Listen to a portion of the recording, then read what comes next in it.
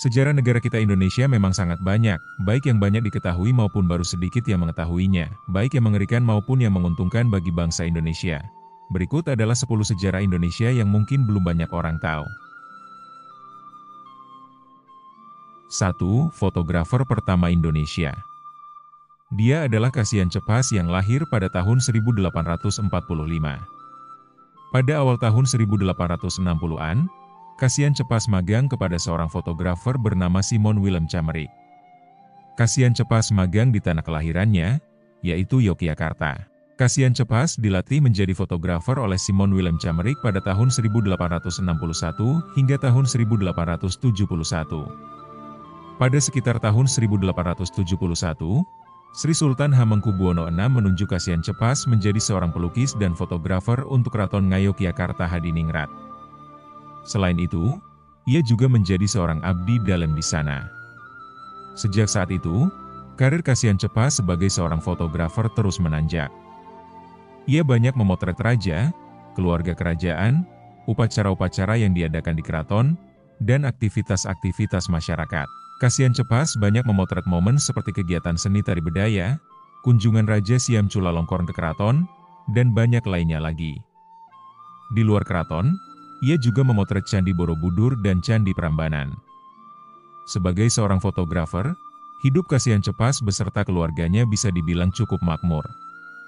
Diketahui bahwa ia pernah dibayar sebesar 3.000 gulden untuk memotret 300 foto Candi Borobudur.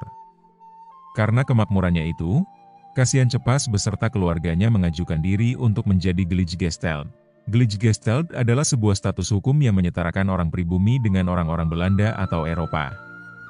Karirnya sebagai seorang fotografer saat itu juga membawanya untuk mendapatkan penghargaan. Kasihan Cepas mendapat penghargaan Orde van Oranje Nassau dari Kerajaan Belanda atas jasa-jasanya dalam memotret kebudayaan Jawa.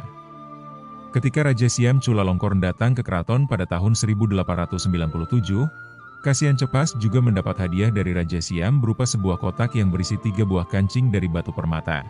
Pada tahun 1911 ketika usianya menginjak 66 tahun, Kasihan Cepas memutuskan untuk pensiun dari dunia fotografi setelah kematian istrinya yaitu Dinara Kijah pada tahun yang sama. Tidak lama setelah itu Kasihan Cepas menghembuskan nafas terakhirnya pada 16 November 1912. 17 Agustus sebagai tanggal merdeka dan juga tanggal berduka. 17 Agustus menjadi tanggal kelahiran Indonesia serta menjadi tanggal berduka bagi pencetus pilar Indonesia. Pada tanggal tersebut, sang pencipta lagu kebangsaan, Indonesia Raya, W.R. Soepratman, dan pencetus ilmu bahasa Indonesia, Herman Neubronner van der Tuuk, meninggal dunia. 3 bom hadiah dari Belanda untuk Soekarno. Sudah bukan rahasia umum lagi jika hubungan antara Bung Karno dan Belanda tidaklah mesra. Hal ini diperburuk dengan Belanda yang pernah memberikan kenangan pahit yang tak akan pernah dilupakan oleh Bung Karno. 6 hari menjelang Natal pada tahun 1948, Belanda memberikan hadiah Natal di Minggu pagi. Saat orang-orang ingin pergi ke gereja, ternyata hadiah tersebut berupa bom yang meledak dan menghancurkan atap dapur. 4. Dokumentasi proklamasi terselamatkan berkat berbohong. Berbohong memang bukanlah perbuatan terpuji, tapi dalam kasus ini, mungkin berbohong merupakan jalan terbaik. Berkat kebohongan, peristiwa sakral proklamasi 17 Agustus 1945 dapat didokumentasikan dan disaksikan oleh kita hingga saat ini. Saat tentara Jepang ingin merampas negatif foto yang mengabadikan peristiwa penting tersebut, Frans Mendoer, fotografer yang merekam detik-detik proklamasi, berbohong kepada mereka. Dia bilang bahwa dia tidak punya negatif itu dan sudah menyerahkan negatif film tersebut kepada barisan pelopor. Mendengar jawaban itu, Jepang pun marah besar. Pada kenyataannya negatif film itu ditanam di bawah sebuah pohon di halaman kantor harian Asia Raja.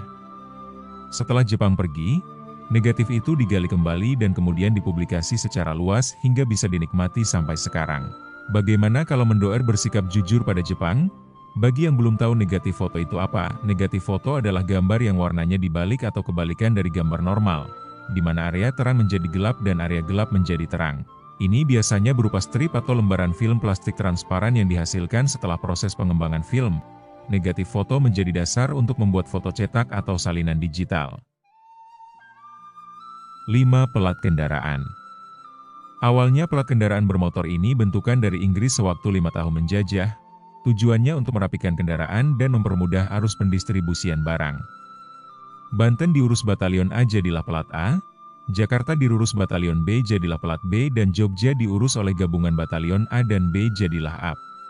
Tapi setelah Traktat London ditandatangani, Belanda yang kembali dan melihat keadaan tanah jajahannya yang sudah rapih pada kasus ini dirapihkan tata mobilitasnya. Belanda yang malas untuk mengubahnya dan melanjutkan penjajahan seperti dulu lagi. Bagi yang belum tahu Traktat London itu apa, Traktat London atau Perjanjian London sendiri merupakan perjanjian antara Kerajaan Britania Raya, Inggris, dan Belanda tentang tukar-menukar wilayah. Perjanjian tersebut dibuat di London pada tanggal 17 Maret 1824. 6. 3 kerajaan NTB hilang dalam semalam. Pada tahun 1815, di wilayah Nusa Tenggara Barat, ada 3 kerajaan yang dalam sehari musnah tanpa jejak, Kerajaan Tambora, Kerajaan Sanggar, dan Kerajaan Pekat. Penyebabnya, letusan Gunung Tambora yang begitu dahsyat sampai-sampai mereka lenyap dari peta dunia. 1. Kerajaan Tambora, yang terletak di lereng gunung, jadi yang paling apes. Menurut naskah kuno Bima, Bosangaji-Kai, hampir seluruh penduduknya tewas, dan wilayahnya terkubur material vulkanik. Para arkeolog yang menggali di lokasi itu menemukan sisa bangunan, artefak, bahkan kerangka manusia tapi pusat kerajaan yang asli masih jadi teka-teki. 2. Lalu ada Kerajaan Pekat, yang nasibnya nggak kalah tragis. Konon, hampir semua penduduknya tertimbun. Hanya 2 orang yang selamat. Mereka kabur dengan cara yang luar biasa. Mendayung batang pisang. Bayangkan, naik perahu sih biasa. Tapi naik batang pisang buat kabur dari kiamat kecil, itu baru survival level dewa. Sekarang, wilayahnya dihuni kembali dan dikenal sebagai Kecamatan Pekat, di mana peninggalan kerajaan masih ditemukan. 3. Kerajaan Sanggar. Sementara itu, Kerajaan Sanggar masih lebih beruntung alias nggak musnah sepenuhnya. Tapi tetap saja, letusan itu bikin ekonomi dan kehidupan penduduknya porak-poranda. Hingga kini, arkeolog terus meneliti peninggalan kerajaan ini. Coba bayangkan, 2 kerajaan hilang total dan 1 tinggal setengah. Berapa banyak sejarah yang lenyap dalam abu vulkanik?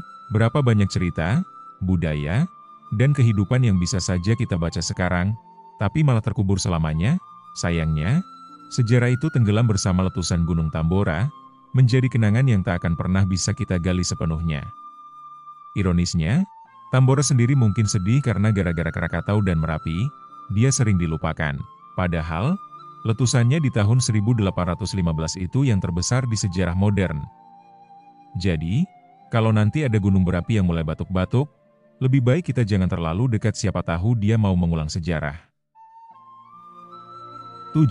Kelamnya Indonesia zaman kemerdekaan. Pemerintah Belanda meminta ganti rugi atas kemerdekaan Indonesia dan pemerintah Indonesia wajib membayar denda sebesar 6 juta dolar AS. Dan hebatnya Indonesia sudah membayarnya setelah bernegosiasi dan mendapatkan denda sebesar 4 juta dolar AS. Sungguh suatu fakta yang mengejutkan bahwa Belanda yang sudah menjajah masyarakat Indonesia selama 3,5 abad dan sudah mengorbankan begitu banyak kerugian bagi masyarakat Indonesia, masih memberikan denda karena Belanda merasakan kerugian, dan bangsa Indonesia membayarkan denda yang diminta. Dasar Belanda anjing. 8. Indonesia tak meminta ganti rugi ke Jepang. Korea, mereka meminta ganti rugi yang sangat besar, tetapi Indonesia tidak pernah meminta ganti rugi. Seperti diketahui, saat penjajahan Jepang, meski hanya beberapa tahun, Jepang telah mendirikan kamp-kamp perempuan, bersuami atau tidak, dan wanita-wanita di Indonesia untuk melayani tentara Jepang. Sungguh ini suatu kejahatan yang sulit diterima dan Cina maupun Korea telah meminta ganti rugi dan Jepang telah membayarnya. 9. Muhammad Hatta kesulitan bayar listrik. Setelah mengundurkan diri dari jabatan wakil presiden pada 1 Desember 1956, Muhammad Hatta menjalani kehidupan yang sangat sederhana. Ia mengandalkan uang pensiun yang kecil untuk memenuhi kebutuhan keluarganya. Kemudian terjadi inflasi yang tinggi pada masa itu, bahkan Hatta merasakan itu. Ia kesulitan membayar tagihan listrik rumahnya. Kondisi ini sampai ke telinga Gubernur DKI Jakarta saat itu, Ali Sadikin. Ali Sadikin memutuskan untuk membantu dengan membebaskan Hatta dari kewajiban membayar tagihan listrik dan air. Langkah ini diambil sebagai bentuk penghargaan atas jasa besar Hatta bagi bangsa dan negara. Beliau orang yang sangat sederhana dan tidak pernah korupsi pada masa itu. Setelah meninggal beliau ngasih warisan sekitar 30.000 buku. 10. Peristiwa Tanjung Priok 1984. Peristiwa Tanjung Priok pada tahun 1984 adalah contoh lain dari sejarah yang jarang dibahas secara mendalam. Ini adalah sebuah insiden di mana demonstrasi masyarakat Muslim di Jakarta berakhir dengan tindakan keras dari militer yang menewaskan puluhan orang. Peristiwa ini terkait dengan ketegangan antara pemerintah Soeharto yang otoriter dengan kelompok-kelompok Islam, dan menunjukkan bagaimana pemerintah Orde Baru seringkali menggunakan kekuatan militer untuk menghancurkan oposisi. Bagaimana, apakah dari 10 sejarah itu ada yang baru kalian ketahui? Mungkin ada yang mau menambahkan, tulis saja di kolom komentar. Mohon maaf bila terjadi kesalahan dalam pengucapan ataupun penulisan dalam video ini. Terima kasih, sampai jumpa di video selanjutnya.